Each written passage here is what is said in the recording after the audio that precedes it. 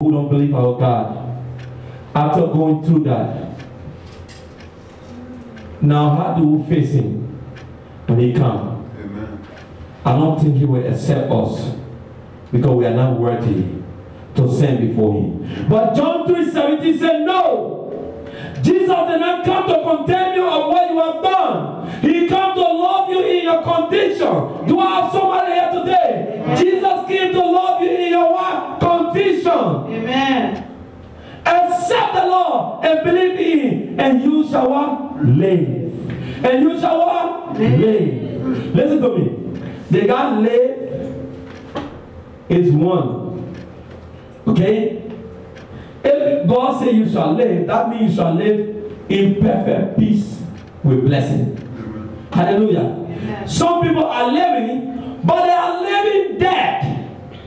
Do I have a church here today? Amen. There are some people that are breathing by themselves, but they cannot feed themselves. They cannot go nowhere. Their own machine. Listen, that is living in condition and thorough. Yeah. Hallelujah. Amen. Hallelujah. Amen. That is what? Living in condition and what? Thorough. That is not the kind of living Jesus is talking about. When Jesus said you shall live, the Bible said, who the Son of Man set free is free indeed forever. No matter what is facing you, when you seek God, you are free. Amen. Indeed and forever. Amen. That issue will never bother you. Hallelujah. Amen. Some people have difficulties in loving because they're afraid what people will say. Do I have a church this morning? Amen. Do I have a church this morning? Amen. Enjoy every moment of God's love by passing it on.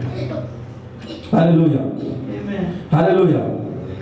The next foundation of love, don't condemn or give eyes to condemnation. It's a perfect word to remember. If you want to love somebody, don't think about condemning them, or don't have the behavior of condemnation. Hallelujah. Amen. Because it will prevent you from loving them. Amen. Hallelujah. Amen. It will what? Prevent you from loving them. Because I can remember when Jesus was sitting with the disciples, and a woman walked to the house, and she was known to be called a city prostitute. And she knocked the door, and the disciple opened the door, and the disciple stood to the door and said, what do you want? And had the door crack open a little and said, what do you want? And she said, I came to see the master, and she has some things in her hand. And they said, no, why will you even come here anyway? For a woman like you, they have already condemned her. So there will be no way now they can extend love to her. Whenever you condemn somebody, you cannot turn around and extend love to them. Because why? You have not pitied them, so you don't want anything to do with them. Do I have a church this morning? Amen. Hallelujah. Amen. Hallelujah. Amen. And Jesus heard the discussion and said, let her in. And she came in. And one of them said, if you know who this woman is, to even touch you. They're still trying to condemn. But let me tell you something. If the love of God is with you, no matter how people condemn you, God will make a way for you to experience his love. Amen. God will make a way for you to experience his love. Amen. God will make a way for you to experience his love. Amen. No matter how people condemn you, God will make a way for you to experience his love. If you believe it, say, Jesus. Jesus. Hallelujah. Amen. So when the woman came in, boom, she burst the oil, spent the oil at his feet, and began to cry, wipe his feet with her hair. And the other disciple who later on would betray Jesus, Judas, opened his mouth and said, what an expensive oil. We could have used this oil to help the poor. Sell it and help the poor. Amen. Hallelujah. Hey. Now what would Jesus respond? Jesus said, you will always have the poor with you, even here until I leave, until I come back. But you will never have me always. Hallelujah. Hallelujah. You will never always have love. There will be one day the world will expire, and we will not have love anymore. So when you have love, show love. Amen. When you have love, show love. Because one day when you die, you can't love somebody in your grave. Amen. So when you have love, show love to your partner. When you have love, show love to your brother and your family. When you have love, show love to your neighbors. Amen. And the Bible says, even to your enemies. Amen. In the mighty name of Jesus. Amen. Because when you die, you cannot show love no more. Amen. Amen. The message today, enjoying every moment of God's love by passing it on. Hallelujah. Amen. Enjoying every moment of God's love by passing it on. Many people enjoying the love of God, but they are not passing it on. Amen. Hallelujah. Amen. Some people, their great-grandparents, the love of God favored them. They came to this country. The Indian people never killed them. Eventually, the Indian people had an agreement with them that they can share the land as a Christian. At the end of the day, they were accepted as an immigrant and as a refugee. And the Indian people gave them a place to be and called a home. The next time, they began to fix laws to protect the land. Good. I did put the law with some love in it? No. What happened? First thing they said is, when you have certain disease, you can't come. But they have all the doctors here and all the medications here for that disease. But when you have it, you can't come. That's the first thing. Now people are trying to come and they get the opportunity to come, but they do not have this test to test their life to see if they have any disease before the process starts. So because what the country they live in is a third world country, they don't have certain equipment to test the body and to examine the health systems in the body to examine whatever condition they may have in the bloodstream or anything in the life. Amen. And because of the no system in the third world to do that, when they get on these programs, by the time the United States government send them off for a medical analysis and examination, and they come back to find out that they have some serious sickness and they cannot go. Now if we were supposed to share the love of God, we would say, if you come, we are going to put your name through a system and put you through a system to make sure we save your life. We not just bring you here just so you can be a worker to this country, but we are bringing you here to show love to you. And in return of that love, we want to make sure whatever that is going to hurt you or kill you, we are saving you, and we are saving you in a way that we want to also help that issue. So that we cannot want to save you and then turn you down because we know that something is going to kill you and we got a cure to heal it, but we refuse to do it. Amen. That is not love. Yeah, hallelujah. Amen. That is not the love of God. Hallelujah. Because what we learn here is in the United States is the only country in Liberia that's put on a crest on everything they own. In God we trust, even the money. And that is not the love of God to know that somebody has a disease and you have the cure and you let that person go and that person die. Hallelujah. Amen. It is not the love of God. In that God we trust that is on the dollar bill. That is not the kind of God we serve. As we read in the storyline in Luke chapter 10, verse 26. Hallelujah. Amen. Verse 25 to 37, we heard about the story about Good Samaritan. The man had the money. The other people that passed him also had the money. Listen to me. The Bible said the people passing. Not ordinary people. We'll get to that. They're passing. But the Good Samaritan also passed. Never passed it because why? He had the money in his pocket. And he never said, oh, I want to take this guy and use him. After he feel a little better, I will use him. But I will not pay for his medication. I will not put medicine on his soul. But once his soul begins to dry naturally, then I will take him and use him. And if I cannot use him, I will leave him, let the soul kill him. That Good Samaritan never said that. In Luke chapter 10, verse 25 to 37, he never said that. Man of God. Yeah, that's right. He said, I'm not going to hope and wait for the soul to go away. Hallelujah. Hallelujah. For me to use him. Hey. For him to be part of the society, to benefit from my society where I'm going to take him. Yeah. I'm just going to leave him until his soul gets better, or if his soul don't get better, even though I have the queue, I have the money in the queue, I can provide the money, I can pay people to kill him, take care of him, but I'm going to allow that sickness to see how far it goes, and if it kills him, so be it. But I'm not about to spend my money on him, or my medicine on him. That is not the way of the Good Samaritan. He spent his money to heal a man. Hallelujah. Amen. That is what I hope.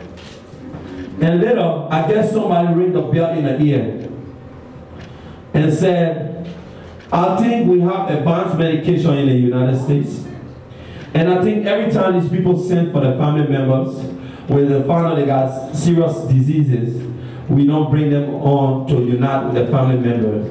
We are separating them constantly from the family member. And we know very well we have people in the system with the same disease that are receiving treatment. Let these people come and we'll track them and put them in the same system with the same group of people in the United States that have similar diseases and they are receiving treatment. We can put them on the same treatment plan and they can receive treatment in the same time. They can unite with their family. And then when they change the law, after we left Africa, they changed the law. In 2000, the law will change. Right. Now, if you have terrible diseases, you can come, but you will be on a program to receive treatment every time. Listen to me. I said it in the beginning of this message. When God's love is coming your way, no matter who try to stop it, eventually you will receive the love of God. Amen. Hallelujah. Eventually you will receive the love of God. Amen. So true, man, God. Eventually you will. And whoever was denied in Africa and all these countries because of their condition coming to American condition, now they are accepted. Because God used somebody to teach a sense of love to the leadership of this country. That whatever was you, your mom is sending for you. And you find yourself in this condition. Yeah. And everybody don't buy sickness in the store. They're attracted by some mistake. Amen. What would you do? Will you say to your son, I'm sorry, but you can't come because we have a medication here to heal you, but we can't heal you You're far away. because you're far away, you're not part of the United States, but your parents are citizens. Lord have mercy. Thank you for your blessing, Amen. for changing hearts and showing love to the people. Hallelujah. Amen. Hallelujah. Amen. Now, the next foundation of love, don't condemn or give eyes to condemnation or ears to condemnation. Hallelujah. What John the Baptist was saying in the 17th verse of John at the time,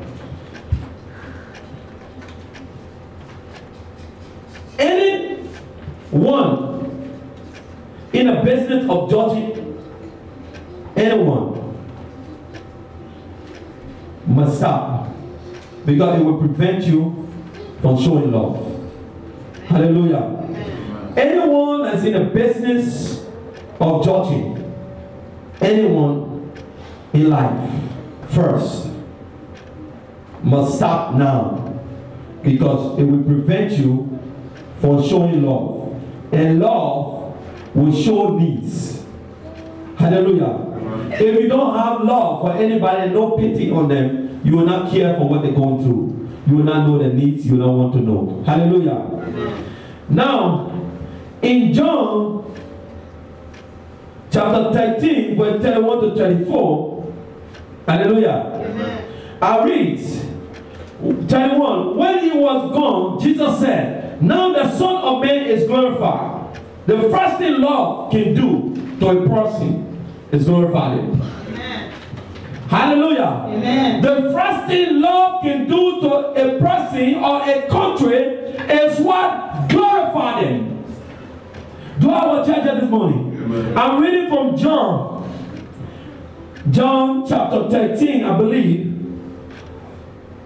from John chapter 13, from verse 31 to 34. I'm just going to read on and go on. The first things in John chapter 13, verse 31 to 34, the first thing it said was, glorify, love, glorify a person or a nation. I have many nations in the United Nations committee that bound, that swear, that gave their life and the entire leadership in the country to give their every vote and every effort to support the United States.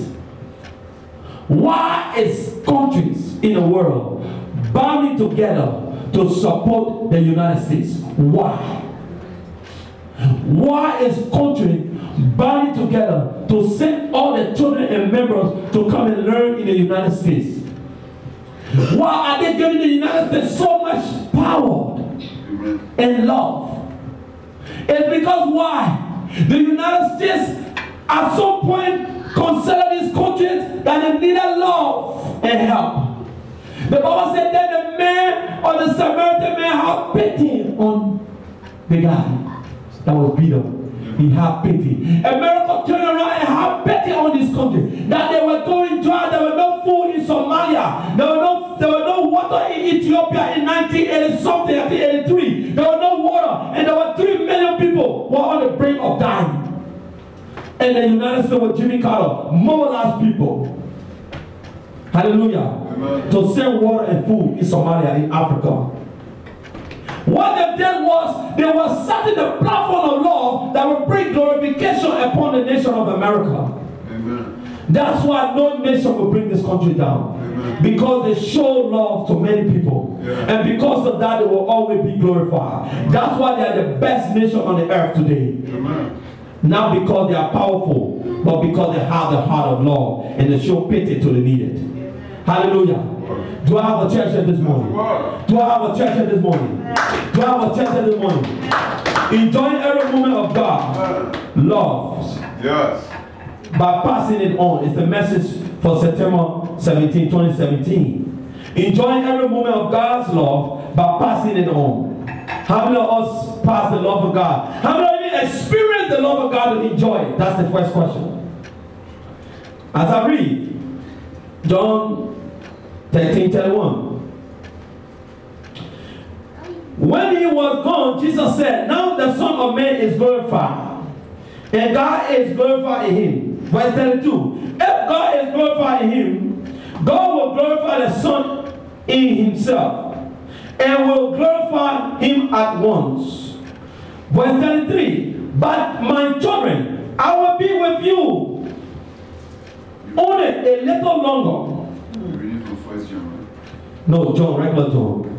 Hallelujah. Amen. I will be with you only a little longer.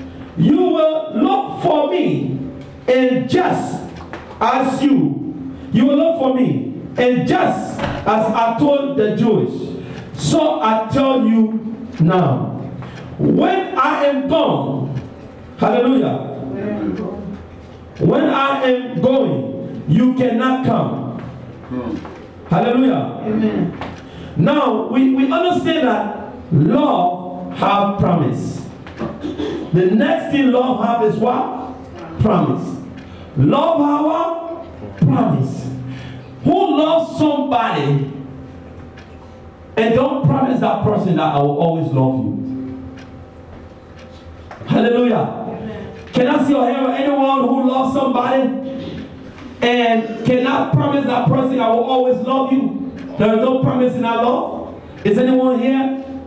Is anyone here that can raise their hand and say, I love somebody?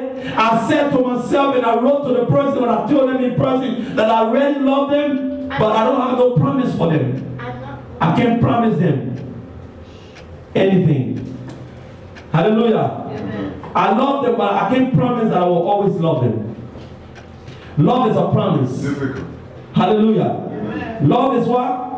It's a promise. Now I read verse 34, the loud voice. A new commandment I give to you. Love one another as I love you. So you must love one another. Love is a commandment from God. I said what? Love is what? A commandment from what? God. Amen. It's not something you like to do. It's something you must what? Do. Hallelujah. Love is not something you like to give. It's something you must what? Give. Because it's what? It's a commandment from what? God. Amen. Do I have a church here this morning? Amen. It's a commandment from what? God. Amen. Then I continue. I'm leaving John. I continue back to the message. But I have good news today. I have good news today. That Jesus Christ's love has no condemnation, and it is very pure, with no hidden motive in return. He does not care what you are, and or what you have done or going through right now. Jesus will not condemn you. He loves. His arms are open to take you, no matter what you're going through. Hallelujah. No matter what you're going through. No matter what you're going through. All he wants us to do is love. Hallelujah. We should not love first. We should not have judgment first. Hallelujah. Amen. Because judgment will prevent us from what? Loving. Judgment will prevent us from what? Loving. Listen to me. When Jesus entered the house of Matthew, the tax collector, there were people of God, single people of God. That time Jesus was a young man. But there are rabbis and priests and scribes of the law. Hallelujah. Amen. Teachers of the law and Nicodemus. These guys were sitting there by Matthew. When they saw Jesus going to Matthew's house, they were there. In those days, Matthew was a tax collector, and he will not forgive you if you don't pay tax. And he even charge taxes that are not even necessary. And the people of Israel were so upset and calling him a criminal. And they are choking. Hallelujah. A criminal. But Jesus decided that he was going to make that criminal a disciple. Hallelujah. Because he loved that criminal.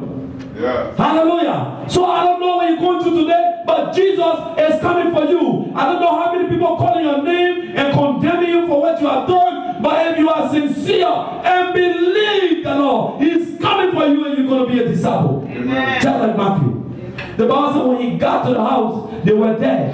All the priests were there. And he said he came to Matthew. And he talked to Matthew, he said, get up and follow me. And one of them said, if Jesus is truly the Son of God, he will know who this man is. This evil criminal, he will know who he is. They judge him already. Hallelujah. They judge him. That's it. They judge him. And once you judge somebody, you cannot then turn around and extend love to them. It's difficult. Hallelujah. Amen. It's what? Difficult. So, don't judge nobody. Hallelujah. Amen. I want us to remember the word believing is the act of agreement with one another or another person. Hallelujah. Amen. But the Holy Bible says in Amos 3:3, can two walk together except they be agreed? Hallelujah. Question mark at the end. It's a question. Amos 3:3 is a question. Can two work together except they agree? They agree. Have you ever gone to fill in an application without signing that you agree with what the people laws are and they hire you? Have you ever applied for a citizenship of the United States of any other country and you do not sign to agree to the policies and they give you the citizenship? Impossible. Everything we do in the world is what? With what? Agreement. It's with what? Agreement. Agreement is also called what? Believing. Agreement is the same as what? Believing. Do I have a church this morning? Agreement is the same as what? Say with me. Believing. So, if you agree, you You love. Because you believe, you get love. Amen. Hallelujah. And love brings about blessings. And that blessing is the job. That blessing is your citizenship. Love the Lord. Love. Enjoy every moment of God's love by passing it on. Hallelujah. Amen. Hallelujah. Amen. Many Christians around the world are not experiencing the love of God because they do not believe or not in agreement with God through Jesus Christ. Yeah. When you experience the love of God through Jesus Christ, brothers and sisters, you will feel empowered to pass it on to the next person around you. Hallelujah. Amen. When you feel the love of God and live the love of God, you will feel empowered to pass it on to someone around you. Hallelujah. Amen. To our church this morning. Amen. Hallelujah. Hallelujah. Are you with me? Am I talking to somebody this morning? Am I talking to somebody this morning? Am I talking to somebody this morning? Hallelujah. Am I talking to somebody this morning? Somebody shout Jesus. Jesus. How we experience love from God. In the very beginning, God showed his love to us by preparing everything for us on the earth for our good. That is in Genesis chapter 1 all the way down to chapter 3. Hallelujah.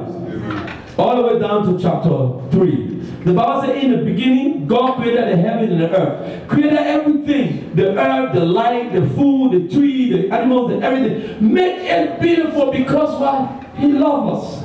Then he made us. Hallelujah. Now only that when he made us, he never just dropped us and left us alone. When you love somebody, you want to be what? Closer to them every time.